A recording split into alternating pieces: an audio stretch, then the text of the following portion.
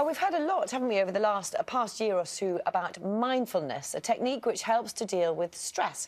Now, a group of MPs is calling for the government to invest in it. They say more mindfulness could have huge benefits for our health, happiness and relationships. Breakfast's Tim Muffet has been finding out more. We're going to start with a little bit of let's go and come to me. If working in the great outdoors sounds stress-free, it isn't, as dog behaviour expert Lynn Marshall has discovered. No, not that way. It can be very stressful. During the session, I have to be 110% focused on what I'm doing, and I have to be able to give everything. Good dog! At the end of it, I can be absolutely shattered. Mindfulness therapy has transformed Lynn's life. I'm beginning to feel and sense the flow of the breath. She's beginning her second 8-week course. What is mindfulness? Well, it's a way of bringing our attention more and more into the present moment, so we can notice different aspects of our experience, our sensations, our thoughts, our feelings. And so notice how the mind may be drawn away to thoughts, to other memories or plans. It actually makes the brain slow down and calm down. A special parliamentary group has been assessing the impact of sessions such as this, and they are now recommending that the government makes mindfulness therapy more widely available via the NHS to the more than 500,000 adults who are diagnosed with depression, and in schools, in prisons and in places where people work. For chef Andrew Nutter, stress is an integral part of the job. Time is ticking, pressure's all in the kitchen to get the food out ready. It's pressure on the waiting list, have to make sure that it's served on time to the right people. This industry is manic. Vidyamala Birch gave evidence to the parliamentary committee about the effects of mindfulness. She's come to pay Andrew a visit. A lot of people think mindfulness is a bit sort of woo-woo, you've got to sit cross-legged, candles and incense and so on. Can you feel your feet on the floor right now? Yeah. Drop your awareness right down inside your feet. Right. What's happened to your breathing? It's getting relaxed. Exactly. Yeah. Sometimes it can be as straightforward as stopping for a few minutes, dropping into your body, dropping into your breath, letting your thoughts calm down.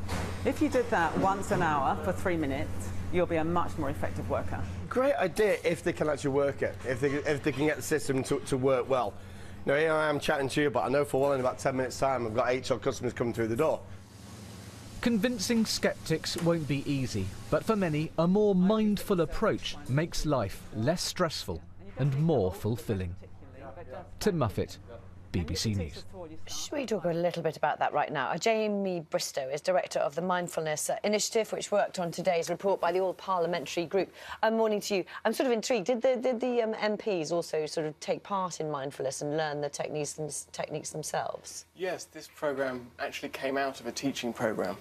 So about 115 MPs and peers have learnt mindfulness, and from that sort of personal experience, got interested in how this could be applied more widely in society. The report estimates then that the NHS could save £15 for every single pound spent on treating a recurrent depression by using it as a possible alternative to antidepressants, because prescriptions have risen massively. But it's an estimate, isn't it? There's no proof in the pudding till you've done the thinking. Yes, well, if you have experienced depression 2 or more times in your life, mindfulness-based cognitive therapy can be as effective as antidepressants at making sure that you stay well and don't relapse back into depression. And so we're saying that in a society where antidepressants, prescriptions for antidepressants have increased by 500%, fivefold in 20 years, mindfulness-based cognitive therapy should be an option in the mix, so people can have that choice. So it's a choice, not a catch-all for everybody? Exactly, yeah. People are different, they respond differently to different things, and mindfulness should just be one of those options out there. One of the things I'm intrigued by as well is they're saying that it could help, for example, in the criminal justice system. Why would that help? Well as helping people to helping you to deal with stress and anxiety and depression, mindfulness also has some other benefits, like helping us to deal with difficult emotions and impulses. This is the case in schools, for instance, but also in the criminal justice system, where 80% of offenders, looking at one study, have problems with self-control. And that's one of the things, perhaps, which got them in trouble in the first place.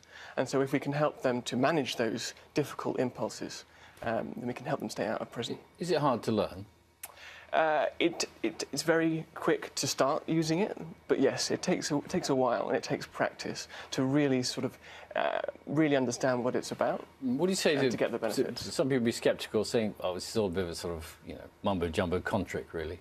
Well, that's why the science is so important. There are sort of 2 science papers coming out every day at the moment. It's a huge area of research. There are thousands already, but we need to do more research.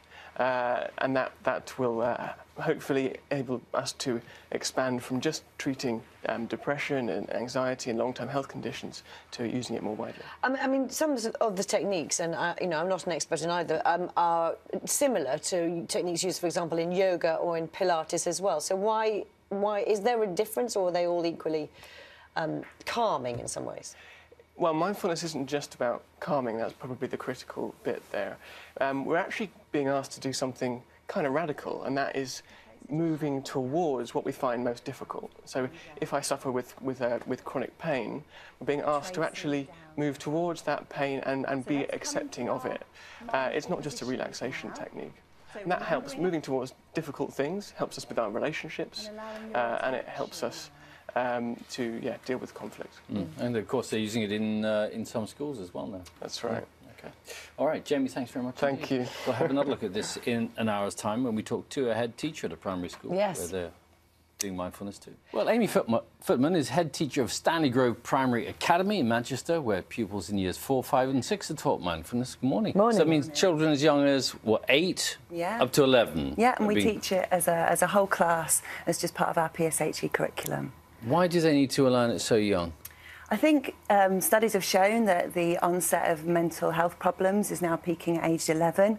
So mindfulness curriculum's developed in high schools, and then we looked at bringing the programme into primary schools to help give children a better understanding of how their mind worked and have some strategies to cope with the difficulties that they'll face as adolescents. OK, so you teach it yourself. I know you practice. How often do you practice it yourself? I practice it every day, and I think it's really cool. Once a day, or...? Yeah, once a day. Right. I'll do a longer practice in the morning to start my day, and then snatches throughout the day between meetings, before difficult conversations, before going in and teaching, just as a way of grounding myself and getting ready for the next part of my day. So how does it help the children? The children report themselves that they use it to calm themselves down. They use it when they're dealing with difficulty. So they'll talk about squabbles and falling outs at home. They talk about using it before tests. One girl talked about getting over her fear of swimming lessons by using mindfulness practices. And what sort of things are you teaching them? So we use loads of analogies and metaphors. So we'll use the fact that our attention is a bit like a torchlight, that you can focus it in different ways. We look at the snow globe, and we talk about the fact that our mind can get really busy. The snow globe, sorry. Yeah, you know, a snow globe, when you shake it up, all the bits of snow flutter around, and we use that to get them to understand that there are times when our minds are just full of things and you can't think clearly, you can't sort of see clearly. And actually by doing a practice, you can help just bring your focus back down into your body, into your sensing mode, more than your thinking mode, and allow that dust to clear. And with in terms, I'm interested by the squabbles particularly. So in terms of children, it helps them realise that they are angry when they're angry, and then stop to think about why that's happening? Yeah, that's spot on, Bill. So what mindfulness practice helps you do is sense things in your body a bit more. So we'll get them to notice just by being still. Things like, oh, I'm clenching my jaw. You might know that when you're stressed, your shoulders rise or something. And for different people, there are different triggers. So just by noticing those in yourself, it allows you then to have a sort of a choice. So rather than choosing to react impulsively, you get to choose to respond perhaps in a different way. Do you think, particularly at the moment, because we talk here on Breakfast a lot about, you know, technology for younger children and sort of so much going on. Do you think it's particularly useful where they are growing, in the kind of space they're growing up at the moment? Yeah, definitely. All of the technology and stuff means children spend a lot of their time up in their heads now or in front of screens, and mindfulness gives them a chance to step away from that and spend a bit of time in their bodies more than in their heads. Do you notice it does affect their behaviour, improve their behaviour? I mean, overall in school, have you noticed? Yeah, so we've had research studies conducted in our school and found that actually the children's attention and concentration improves, but also those anecdotal things teachers will talk about, the children having much better focus in lessons, better behaviours for learning, just being able to leave all the squabbles and stuff that might happen at the playground at the door and be ready to learn when they're in class. I'm kind of interested, it can't work for everyone, can it? No, it doesn't work for everyone, and I think that's true with loads of things. I know we offer mindfulness to our staff at school, and some of them have taken it up and say it's really helpful, others don't. And there's one pupil in particular I taught in Year 4, don't get it, miss, don't like it, it's boring. Taught the same curriculum again, we deliver it in Year 5. Halfway through Year 5, something for him clicked, and now he will speak passionately about how he uses the practice to control his nerves before tests and stuff. Brilliant. Interesting. Good stuff. Well, wonderful to be able to help their nerves with the exams. Fantastic. Yeah. All right. Amy, thanks very much. Thanks very much, Amy.